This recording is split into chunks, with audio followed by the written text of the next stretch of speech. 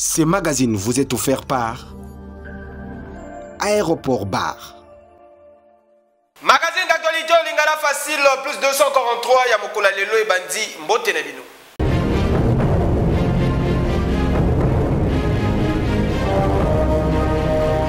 Chef de l'État Félix Antoine Tshisekedi Tshilombo a procédé à lobby eleki na ouverture ya DRC Africa Business Forum en beaux détails. Ezali rendez-vous moko économique et importance très capitale pour la République démocratique du Congo et tant que pays organisateur pour la paix ba état sous partenaire à travers Bassise Oyo dénommé DRC Africa Business Forum et sika wapi ba chef d'état et gouvernement ya ba pays africain pe ba multinational bazali ko réfléchir pour na kota la lolenge nini ko développer chaîne de valeur moko autour y industrie ya ba batterie électrique na marché ya ba véhicule électrique pe y énergie propre et sengel boye ba ki ba état ya Afrique bazali déterminé ya ko changer makambu pe ko jouer véritablement rôle na bango na o état de développement ya ba chaîne de valeur na processus y extraction transformation pe exportation ya ba minerais stratégique oyo ba utilisaka na fabrication ya ba batterie électrique na mode ouverture na ye président de la République Félix Antoine Tshisekedi Tshilombo azalaki ba révélation ebelé après ba étude na bespère confirmant que Afrique ezali ko regorger na sous-sol na ye plus de 60 types ya ba minerais dont un tiers ezali na République démocratique du Congo kasi sengeli boye ba ke d'ici 2030 continuons cause à la face il y a des mondes moko ya 145 millions ya ba voitures électriques to il y a des mondes ya colbat ezali actuellement situé dans 120 puis 130 000 tonnes par année chiffre oyo ko doubler dans 5 ans. Nayango, président de la République, Félix Antoine Tshisekedi Tshilombo, en même temps président en exercice de l'Union africaine, azali ko plaider pour la synergie ya ba pays africains envie ya ko renverser tendance pe ya ko boya ko continuer ko exporter ba minerais na état brut. DRC Africa Business Forum ezali ko se fixer comme objectif ko améliorer participation ya ba pays africains na chaîne de valeur ya ba batterie pe ba voiture électrique pe énergie propre enfin ya ko impacter train de vie ya ba congolais pe ya ba ressortissants ya ba pays misusu ya Afrique afin ya ko créer misala ya solo isengeli boye ba que plusieurs représentants ya ba pays africains pe ba multinationales ainsi que ba institutions financières renommées internationales basalaki déplacement pour nakoya na République démocratique du Congo. Zambie représenté au plus haut sommet na président Hichilema Gabon pe Maroc présent à travers ministre extérieur ya commerce pe ya industrie commission ya Nations Unies pour l'Afrique yé azali ko accompagner forum oyo na mobilisation ya ba partenaires.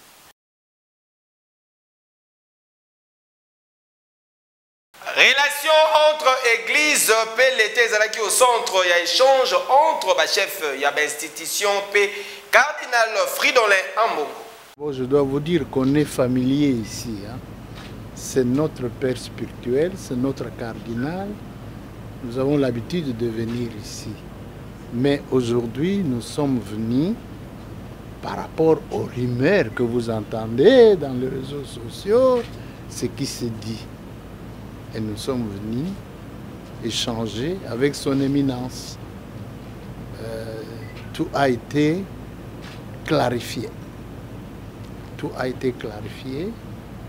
Il y a des gens qui veulent profiter du nom de l'Église pour faire n'importe quoi au nom de l'Église. Le cardinal est là. Le cardinal est là. Il n'y a pas de problème entre l'État et l'Église catholique et les cardinals en particulier, il n'y en a pas. Nous sommes venus clarifier ces différents points et tout, il n'y a rien. Nous allons continuer à collaborer avec l'Église comme pouvoir, comme Église.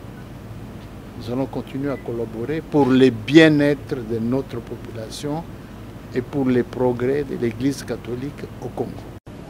D'abord, je suis très heureux, très honoré de recevoir les grands animateurs de notre pays, les piliers de notre institution, à part la présidence de la République. Mais quand vous le voyez tous là, et de l'autre côté, les grands conseillers du président en matière de de sécurité, ça signifie que c'est le président. Donc, je me sens tellement honoré de recevoir ici. Ils sont venus pour échanger. Et nous avons échangé sur tout ce qui pourrait faire et prêter à des interprétations comme vous avez l'habitude de les lire sur les réseaux. On écrit n'importe quoi sur l'Église, on écrit n'importe quoi sur le cardinal. Je crois que vous lisez ça aussi, non? Donc, c'était pour nous l'occasion de clarifier les choses et de repartir sur de bases nouvelles. L'Église comme l'État, nous sommes au service du même peuple. Nous avons intérêt à conjuguer nos efforts, à travailler main dans la main pour aller de l'avant afin que notre peuple puisse vivre digne.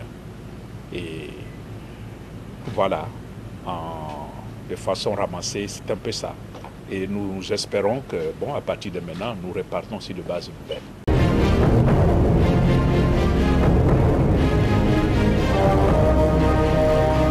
Rapport Congo Hold Up, Sengal Boye Bandeko, ya PPRD, Babimi, na silence, na bango, pe ba réagir, boye. On fait partie du peuple pour la reconstruction et la démocratie. PPRD na Mukuse, Babimi na silence na bango après récente enquête publiée na Congo Hold Up contre président honoraire de la République démocratique du Congo, Joseph Kabila Kabange. Investigation Oyo publiée via plusieurs médias internationaux.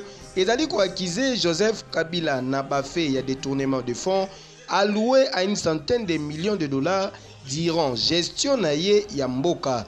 Na sujet yango famille politique ya Joseph Kabila bazali ko qualifier rapport Oyo d'attaque politique contre Joseph Kabila. PPRD a rappelé que Joseph Kabila Kabange a joué un rôle moko crucial na relance Yamboka na biso en militant activement pour l'adoption de la constitution et le 18 février 2006 socle de démocratie na biso. Naotik Oyo formation politique ya Joseph Kabila batalisi ke bazali prêt à réagir avec toute énergie na attaque Oyo ezali un objectif ya conduire sénateur à vie Joseph Kabila Kabange. Basukisaki pona kotalisa ke état de droit elingi ke ba responsabilité juridique est à la factuelle et non supposée. Et que yo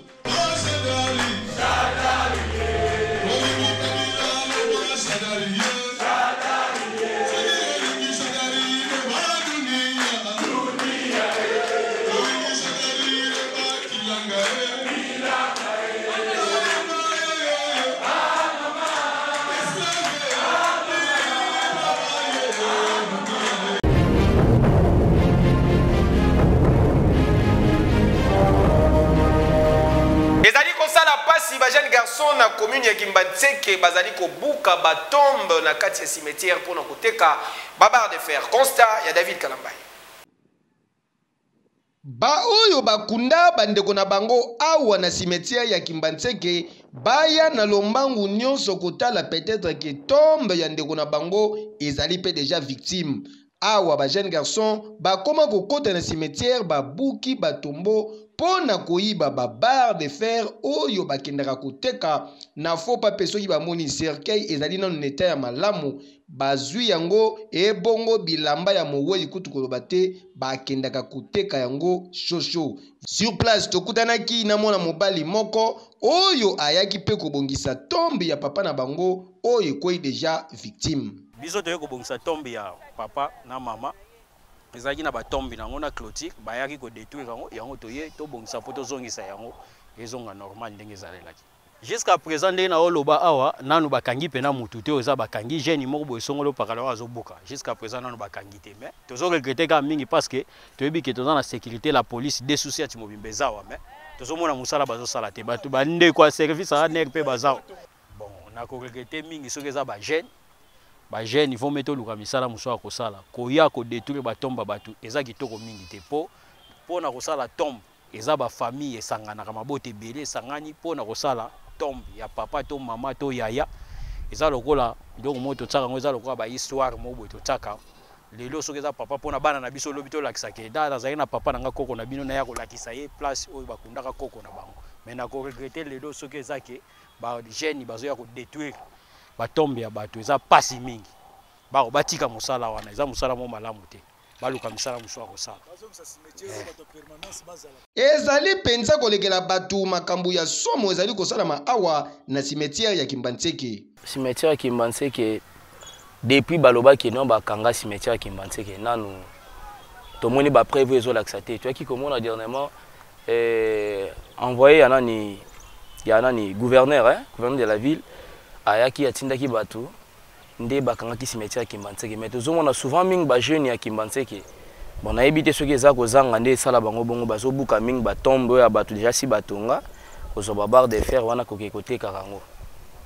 Donc à part ça tozabe na kimia te soki bakunzi mutu soki bakunzi mutu omona bango bakoya na ndenge na bango bakoyi bape cercueil bilamba mutu wana o bakundelaki mais à part ça batombe pena bazolongola et puis tozomona bandako ezopusana bazotekela bato ba parcelle tozomona bandako yango pene déjà ezokita ti toyebile soki bakokoma ti na terminus ya Kimbantseke botage no salamati des premiers ministre provincial ya intérieur ayaki awa na kangi cimetière nde ba sabotage bandi ko sala cimetière toyebi ke eza ya l'état eza ya individuité l'état ne mutu akoteka koyeba ndenge ba précaution kozwa ba corps oyoyo alukesika kono kocha yango po l'état yebi tina ya mutu même individu akotinda babuka cimetière bote tala position ta ce n'est pas bien bazongi sa bureau ya cimetière permanence bat bazala kaona ba travail ta ba laki wona des autres zaki wona te esengeli penza esika oyo ezala sécuriser makambo zali kosalama awa eza makambo ya soni makasi boite respect ya ba mort esengeli ezala bozoyi bati na cimetière kokamo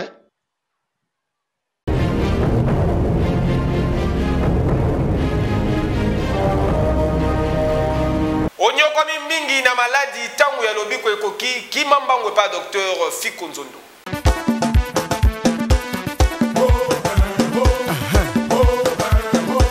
Enfin solution emonani pona ba problème ebele oyo etungisaka ba santé na biso. Mutu bana Congo Kinshasa pe Afrique mobimba bazalaki kozela yeyo. Papa solution docteur Fiko Nzondo le phytothérapeute mwana mboka amemeli bino médecine naturelle à travers centre tradi moderne Fiko Nzondo yokaye. Tozokozwa en charge bandeko nyonso mwasi comme mobali o azali na complication ya mabota bakanyonso a stérilité ezala masculine ezala féminine ba produit na biso ezali tout à fait naturel bakisi ezali dans 2 semaines kozwa solution ya mabota papa ozana problème ya prostate kosuba ozosuba na pasi batie yo sonde muke koko suba oko kokanga masuba te tozana bosenga na yo bantibiotique eza naturel Fiko Nzondo azali munganga ya formation oyo ayekoli classe na université pe ayekoli malamu médecine naturelle pe ba recherche ya makasi tozoko soigner bandeko oyo bazana problème ya diabète tozoko soigner bandeko nyonso bazana maladie ya misu o tozo benga cataracte ndeko ozoko suko tanga te kotambola nzela misu flou télévision ozotala lesusu te yaka epa na biso awa solution ezali toko peso ba kisi esokolo misu opération te ozana problème ya carie dentaire maladie ya minu e katana et puis et provoquer mauvaise haleine monoko kolumba solo et pas na biso ezali des solutions soko ye awa papa ozana hernie interne comme externe ozana appendicite ozali na kyste ozali na myome maman ozana vibron yaka awa okoleka na opération te bakisi za naturel epesa yo solution maladie wana ekolungwa maladie ya rhumatisme tozo soigner bandeko nyonso pasi ya mokongo hémorroïde interne comme externe kota la durée na yango te yaka epa na biso solution ezali ba papa problème nyonso ya sexualité ozana problème ya faiblesse sexuelle impuissance sexuelle éjaculation précoce epa na biso awa eza réparation oyo bazoko nyokwama na maladie ya sinusite ndeko nanga yaka epa na biso solution gastrite estomac tension emataka yo yaka epa na biso solution ozana problème ya AVC yaka epa na biso eza esika oyo tozo pesa nde solution ndeko mobali ndeko mwasi papa mama okobuka na te nzela ya solution ya ba problème de santé etungisaka biso emonani ezala pona bino bato bozalaka na problème ya loposo nduta mapalata esala yo lokola carte géographique malade ya guitare veut dire bikwanza kwanza le kwanzeron benga na ba numéro ezali affiché Tope Kimambangu na centre tradi moderne Fiko Nzondo bako traité yo na ba produit oyo esalami à base ya ba plante naturelle pe okozwa solution. Médecine naturelle centre tradi moderne Dr Fiko Nzondo. Une seule adresse, avenue Kinzondi, numéro 30, na quartier 5, na commune Yadjili, référence à Repemi, Ozamo Bimba Oyo Wapi. Docteur Fiko Nzondo, Papa Solution, Batikayo, Posokiyote, Mususu, Azalite. Kejo! Oui!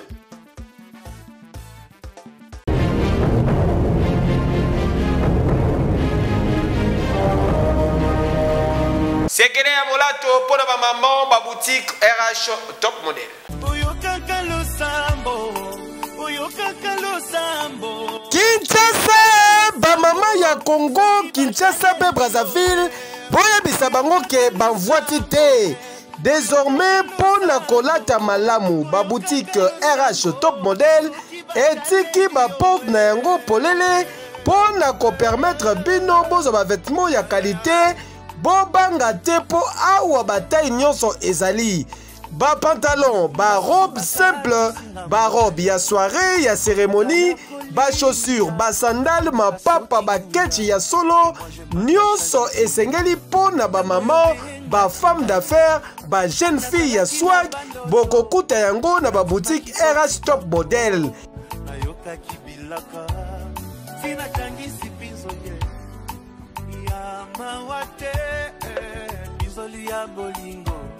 Bona moto aloko tindai oyokaka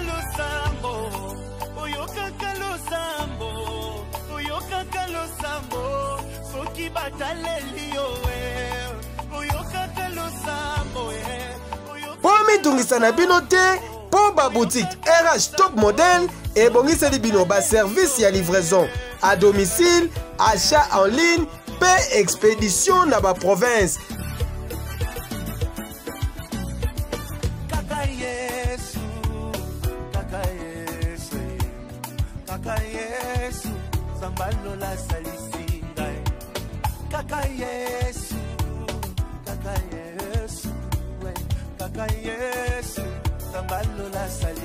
Chante avec moi, on y va. Jésus, Sambalo la salisinga.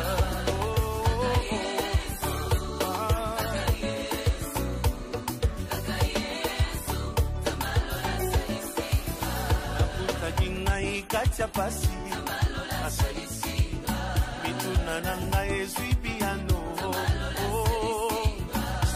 Pour plus de précision, bokoki kobenga na ba numéro ezali affiché to pe boleki na ba boutique RH top model oyo ezwami na avenue Colonel Lukusa na commune ya Gombe, référence premier shopping mall na premier niveau Ozamo Bimba.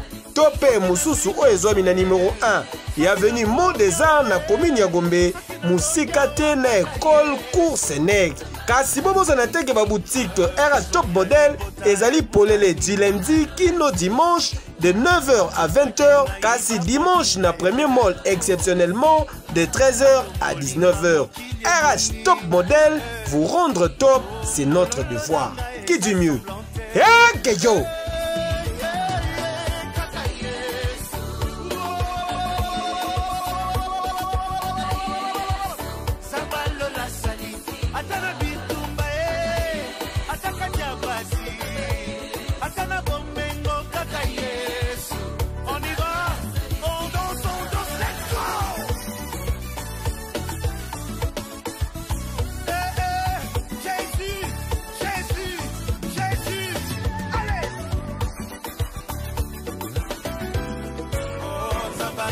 Salle de fête, bon rêve na commune ya Lingwala po na ba manifestation na bino elega kitoko na ndenge ya kosakana te.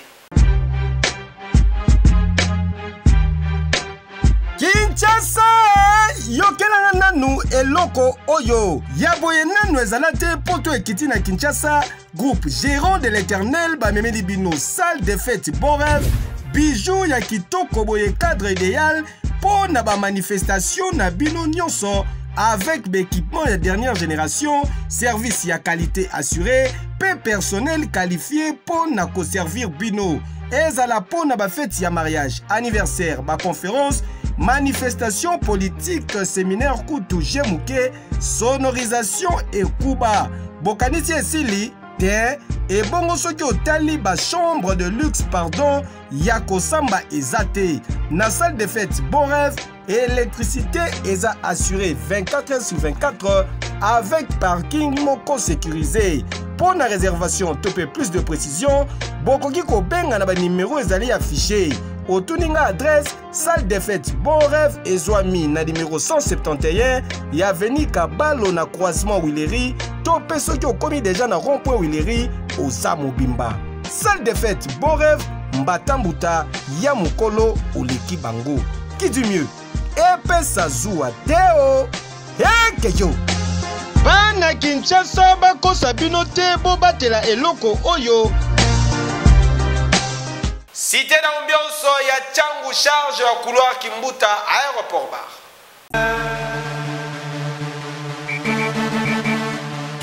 Eyindie na Kinshasa eyinda kamabe temple de l'ambiance ya Tchangu aéroport bar Kimbuta. Cadre idéal pour na ba divertissement na bino pe pour na ba détente ya kitoko na conseiller bino aéroport bar Kimbuta. Oh mais la moi kopo ya malili avec vitrine bien équipée na ba DJ professionnel pour na komema bino na ambiance moko électrique.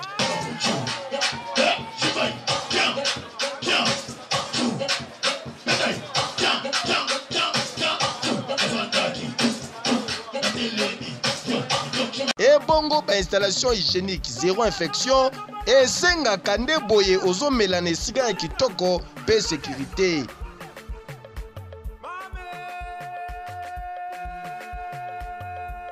PDG Oniva charge ya Kimbuta lobby aéroport bar Kimbuta saute mouton vitesse ya TGV ba voisin ba kozwa vaccin pour troisième vague eza makasi.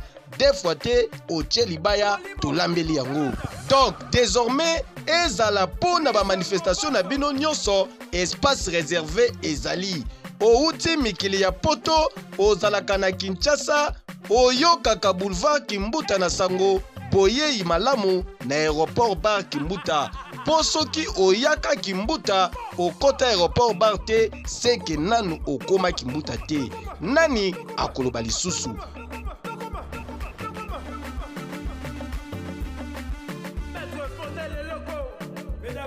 Aéroport bar Kimbuta Mbatambuta. Hey Kejo.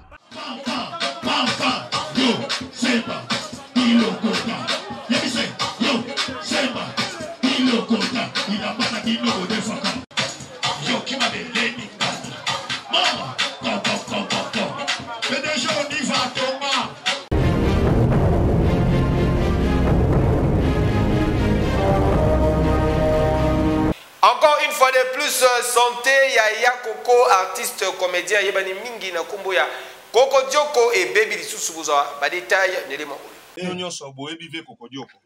Je suis surpris à comment on a imaginé na Facebook, ne comment on a monié na wango précisément, na ipen précisément na wango, a filmé na terrain basket.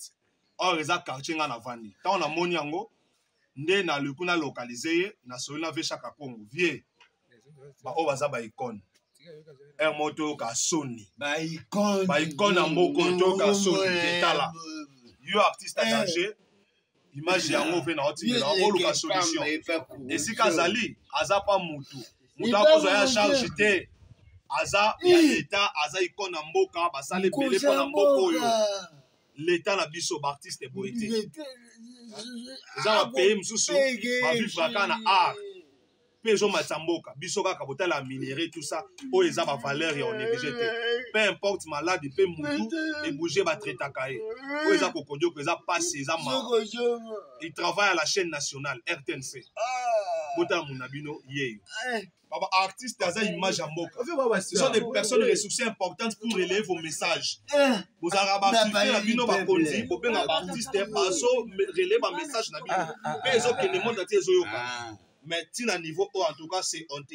Peu importe maladie, tu boite et joaka mutu. Mais suivi, les artistes ne sont pas encadrés. Les artistes ne sont pas soutenus. Voilà. Ne sont pas soutenus. Les lots artistes, c'est une icône. En tout cas, c'est une icône. Total, tu as pas mike, tu colles, tu comme na bango tous. Ve chaque Congo. Aux artistes, aux travailleurs, président artiste à danger. Makambo ndende kwa lobi etali yote. Etali de ta mais s'impliquer. To suka boité. Franchement, ils a soni pour na mboka. Depuis tant Zaïre, bateka image en mboka. Bateka image en mboka. Tilelo. Mais ceux qui m'ont bougé, on négligé, boité, salité, boité. Laissez-moi couper au cala. C'est grave, hein?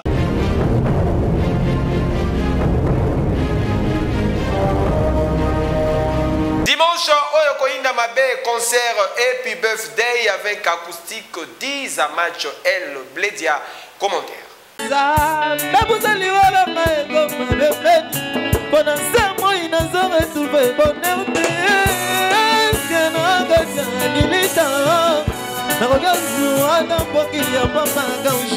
Horizon, oh elle vient.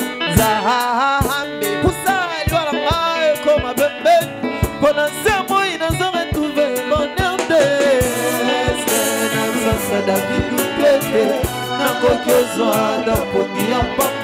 À l'occasion de l'anniversaire, naye acoustique 10 à match El Bledia.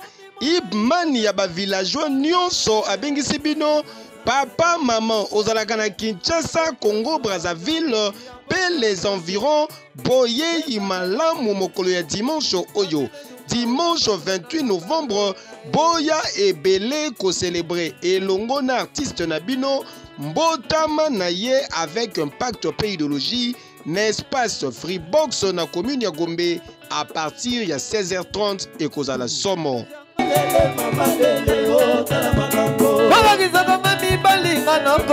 Je suis fala automatique.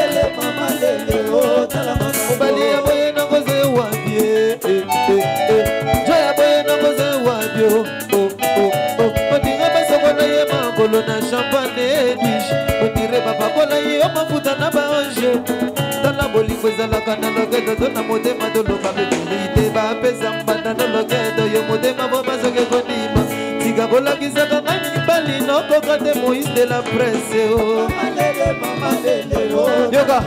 Allez, Spaye, Kamae, et Tombola. Allez, allumer le feu, appelle-moi la porte de tous les païens. Événement à ne pas manquer, concert Happy Birthday, droit d'entrée et bongi sami bongo na $10 ya pamba. Plus première consommation yonfele oyo ezali cadeau signé El Bledia acoustique 10 à match. Un seul rendez-vous tokutana biso nyonso na concert Happy Birthday dimanche 28 novembre oyo n'espace Freebox oyo ezwami na commune ya Gombe soko kako komi na rond-point Forestcom oza mobimba. Keyo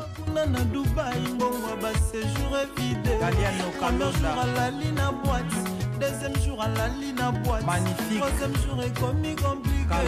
Et commis merci pour la confiance, pour la fidélité. De comme il souka la présentation du magazine Nabino d'actualité Lingala Facile plus 243 na dédié édition à Mokola Lelo na Saint-Patrick Ponce Mayele en direct ya Canada à Landarabiso avec un pacte pédologie. Rendez-vous.